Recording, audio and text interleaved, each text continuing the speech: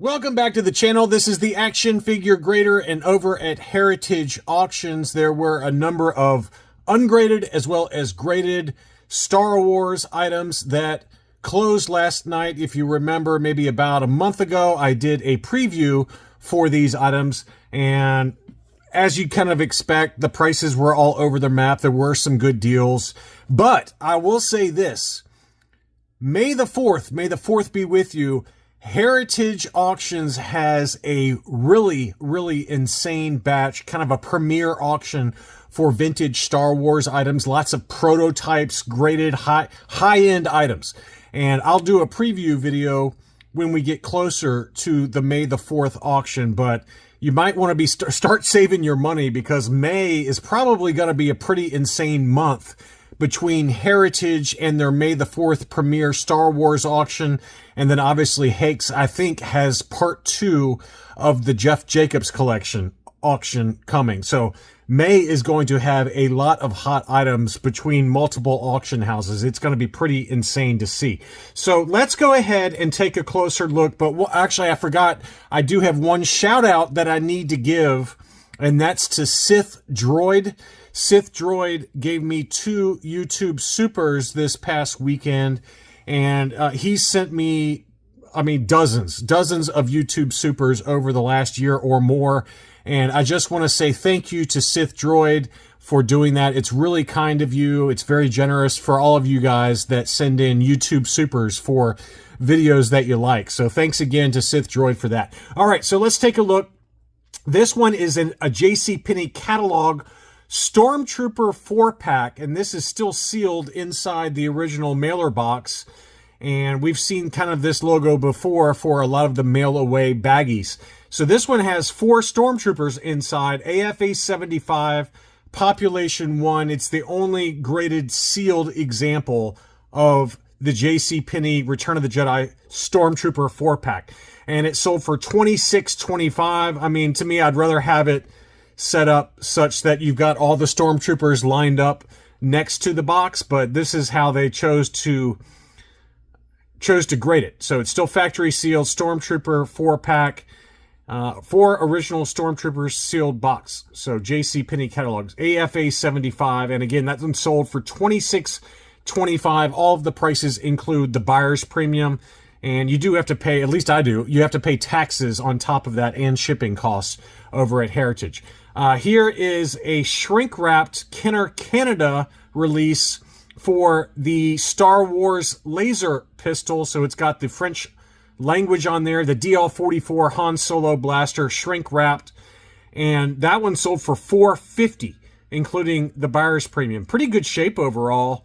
You can see, it's got some light wear to it, but, this is kind of unique for the Kenner Canada items. A lot of those did come shrink wrapped, and this one was one of those examples. So not graded, but still shrink wrapped. And you can see it's got a tear there on it, but still very cool item to get the Kenner Canada version of the Star Wars laser pistol. Some 12-inch figures also sold. We had a lot of 2 with Princess Leia and Luke Skywalker. The Leia was not factory sealed. You can see there, it's kind of, unused contents type of thing. And this one, let's see here. The 12-inch Luke remains tied to the inside tray and includes the grappling hook and all that. Their Leia is loose. So, these were not like gradable type items.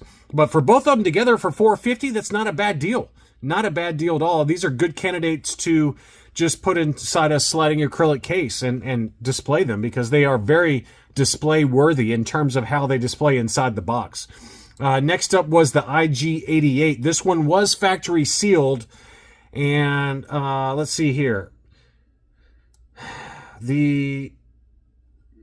Sealed in the original box, though the interior figure holding has broken, meaning the zip ties that hold the figure inside. So it kind of rattles around inside.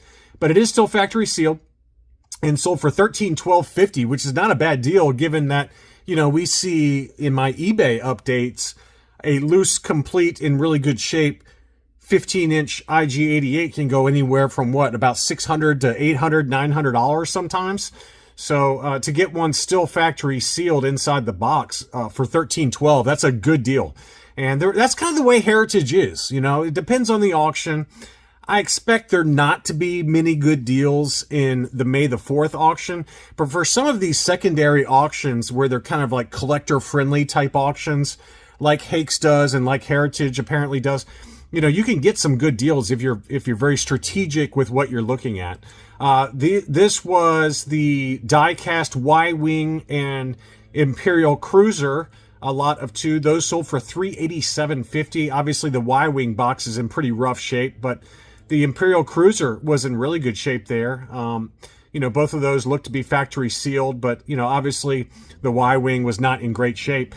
$387.50 for both of them together, though. I mean, that's what I would expect just the Imperial Cruiser in that kind of condition to sell for. So that was a really good deal as well. Next up was the Slave 1 die-cast mint on card. Obviously, the hang tab is broken, so, you know, this card was not exactly grade-worthy, but you're still getting a factory-sealed example of the die-cast Slave 1 mint on card for $262.50. I mean, that's a good deal. And, again, another good candidate to just put inside a sliding acrylic case and call it a day. This was a lot of the micro collection. It had the Bespin Control Room, the Bespin Gantry, the Death Star Escape, and the Bespin Freeze Chamber. Some of the best, in my opinion, for the micro collection. And let's see, they are, each set is in its original packaging, open for inspection, but retaining unused content. So all these are open, unused content. So $387.50 for all four of those. You had the movie viewer along with the movie cassettes. So this is a nice collection if you want an instant collection for these items. And, you know, we've seen some AFA graded examples pop up here recently for all of these. But, you know, again, none of these were in probably what I would call grade-worthy condition, but $512.50 for an instant collection of the 4 movie cassettes along with the movie viewer. Very cool. Next up, we do have some graded baggies. So this was a Hoff department store 4-pack AFA 75, and this was population 2, and there was one higher. Obviously, the box did have some writing on the box, unfortunately, but the baggies were the Hoth Rebel Soldier, the Hoth Commander, the Stormtrooper, and then the Imperial Hoth Stormtrooper. So those 4 baggies along with the box, AFA 75, mainly because of the condition of the box with the writing on it. But one of 2, so it's a very rare department store multi-pack. That one sold for $1187.50. This was a CAS 80 grade department store 4-pack with Darth Vader, Boba Fett, Yoda, and Luke X-Wing. I mean, what an awesome 4-pack that is. 4 of the biggest characters in Star Wars universe, CAS 80.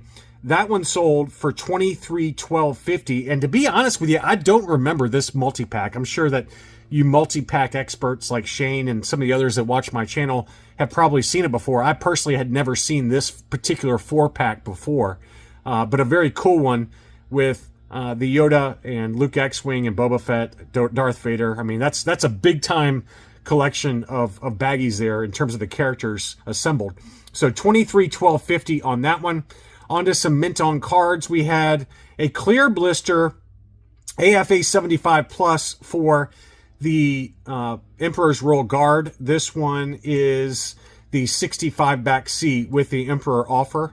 So, you know, that's kind of a cool combination with the Emperor, and then you have the Emperor's Royal Guard being the character, and a clear blister, AFA 75 plus. A little bit of wear around the hang tab probably brought the grade down.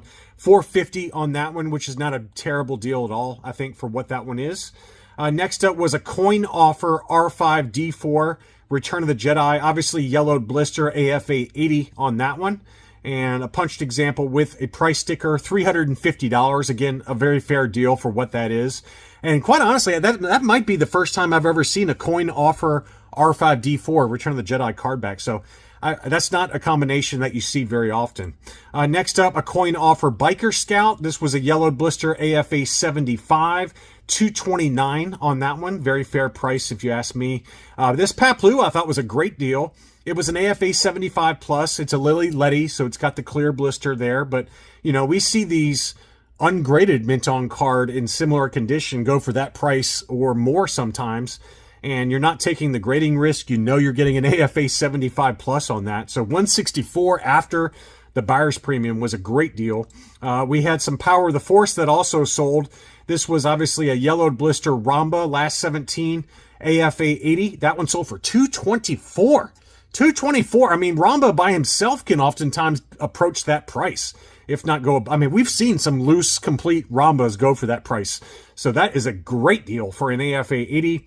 We had a AFA 75 Luke Endor, unpunched, no price sticker. Obviously, the 75 grade was mainly because of that ding at the top of the blister there that you can see very prominent there. But AFA 75, that one sold for $350, another very fair deal. You know, probably about right. I mean, Luke Endor mint on card has definitely come back down to earth in price. And, you know, loose complete examples used to go for that price. Now it's definitely come back down. But $350 on that one. Next up was an AFA 85 Imperial Gunner. Power of the Force, punched example with the Toys R Us price sticker. $750 on that one. That's, you know, a big number, in my opinion, for a punched example with that ugly price sticker. But it was an AFA 85, and, you know, as does happen from time to time in some of these auction houses, the high grades are what really attract the bidders, and oftentimes the prices will reflect that. So this was kind of at max, in my opinion, market value for a yellowed blister AFA 85 Imperial Gunner on the Power of the Force card. We had another last 17 figure. This was a yellowed AFA 80 plus for the A-Wing pilot. And you can see the hang tab is still kind of attached there. So it's kind of a semi-unpunched example. No price sticker. $412.50. I mean, of the two, looking at these two, I mean, I know the Imperial Gunner is a higher grade overall, but this one's unpunched AFA yellowed 80 plus for $412.50 versus the $750 for the Imperial Gunner. I'm taking the A-Wing pilot all day long. That was a really nice example with no price sticker. The Amanaman was a yellowed AFA 75 plus. That one sold at $450. Blister was in really nice condition there, not too yellowed, and again, unpunched, no price sticker. That's a very good price there as well. And then we had some lots that I thought were interesting enough. These all had cut bubbles, so just keep that in mind with the price.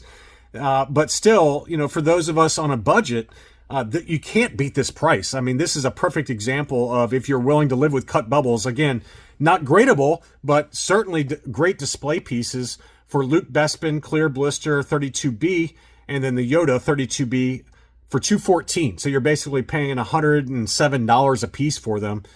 For basically a faux mint on card. Not a bad deal at all. Here, I was curious to see where this one would end up. I had no idea. It was a cut bubble, okay? But it was a 21 back A Boba Fett. So, you know, it gives you that appearance of a mint on card. You know, a high grade 21 back Boba Fett mint on card, AFA graded. I mean, what's that? $10,000 to $15,000 depending on the grade, if not higher sometimes. And this one, you know, for those of us, again, on a budget, $11.56 is a lot more attractive. But it's not a price I'd pay, but because I'm cheap. But, you know, for those of us that want a Star Wars racetrack card back with Boba Fett and you can't afford 10 or 15 grand, paying 10% of that is certainly a lot more appealing. So I can understand that price. These were all sealed mint on card. These were not cut cards. And I thought this was a good deal as well. We had a Bosk IG-88 and Dengar.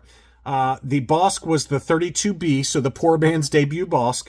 The IG-88 and the Dengar were on 41 back E's. Of course, they were all, you know, had wear, and you probably not grade-worthy condition, but they were all mint on card. They were not cut blisters.